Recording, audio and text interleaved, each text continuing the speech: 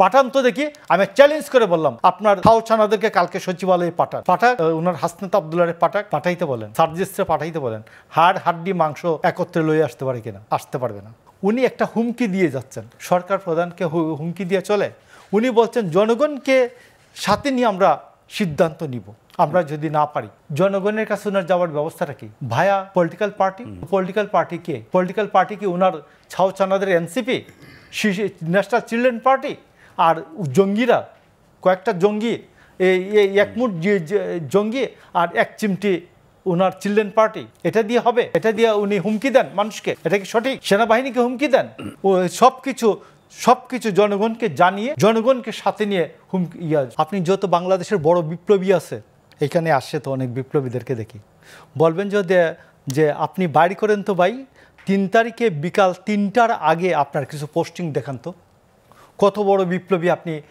16 তারিখের পরে বা 18 তারিখ যেদিন বন্ধ হলো, ইন্টারনেট বন্ধ হলো, ওই সময় থেকে, এরপর ইন্টারনেট খুলে দিল কত ঘন্টা পরে, ওই সময় থেকে 18 তারিখ থেকে আপনি 3 তারিখ বিকাল 2টা পর্যন্ত আপনার কথাবার্তা কোথায় কি বলছেন একটু ফেসবুকটাতে দেখান বা ইউটিউবে দেখান, তাইলে বিপ্লবী কত বড় পেয়ে যাবেন। আমি কেন বললাম এই কথাটা? 3 তারিখে এমনি একটা দরবারে ওয়াকারুজ্জামান এবং তার আদার্স 2 বাহিনীর প্রধান তারা বললেন আমরা কোনো মরণাস্ত্র জনগণের বিরুদ্ধে ব্যবহার করব না। এটা তো রীতিমতো শেখ হাসিনার সরকারের প্রতি চ্যালেঞ্জ। যদি 5 তারিখে হাসিনা উতরে যেতে পারতো তাহলে এইটার জন্য এই ওয়াকারের কোর্ট মার্শাল হইতো, ফায়ারিং স্কোয়াডে যাইতে হইতো। আমি আপনাকে বলছি এই আমাদের ছাত্র জনতার অভ্যুত্থানের অন্যতম স্টেক এই সেনাবাহিনীও, আমরা বিপ্লবী, অধিক সাহসী বিপ্লবী হয়ে ওঠার পেছনে সেনাবাহিনীর একটা ভূমিকা আছে। নাম্বার 2, আপনারা যখন হারুনের হোটেলে ভাত খাইয়ে বন্ধ করে দিলেন আন্দোলনটা তো বন্ধ হয় নাই। এই সময় কে চালায় এনেছে পেছন থেকে? রাজনৈতিক দলগুলি এই আন্দোলনের অন্যতম স্টেক।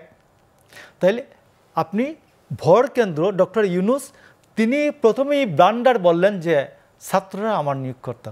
তুমি নতুন করে একটা কেন্দ্র তৈরি করলেন। উনি নতুন করে একটা কেন্দ্র তৈরি করলেন। আমি আপনাকে আবার একটু এলোমেলো হচ্ছে 5 তারিখে সেনাবাহিনীর প্রধানের বক্তব্যটা মনে করে দেখেন। তিনি বললেন যে প্রধানমন্ত্রী পালিয়ে গেছেন, এই অবস্থায় নতুন সরকার গঠিত হওয়ার আগ পর্যন্ত আপনাদের জানমালের নিরাপত্তার দায়িত্ব আমি গ্রহণ করলাম এবং আমার উপর আপনারা ভরসা রাখুন।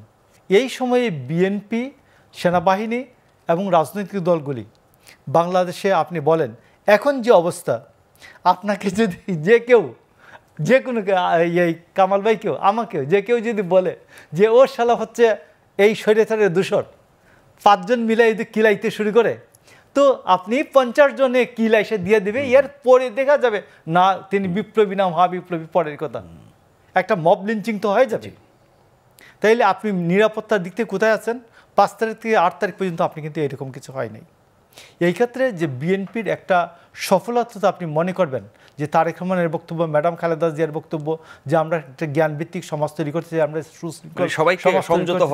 আমরা একটা ইনক্লুসিভ সমাজ চাই, সবাই সংযত থাকুন। আমি 5 তারিখে বিকালে 3টার সময় না 2:30টার সময় আমার এখানে আছে, আমি বলছি কেউ প্রতিহিংসার আশ্রয় নেবেন না। তো এই যে আমরা যে প্রতিহিংসার আশ্রয় না নিয়ে যে রাষ্ট্রটা 3 দিন চললো, এটি কি খারাপ চলেছে?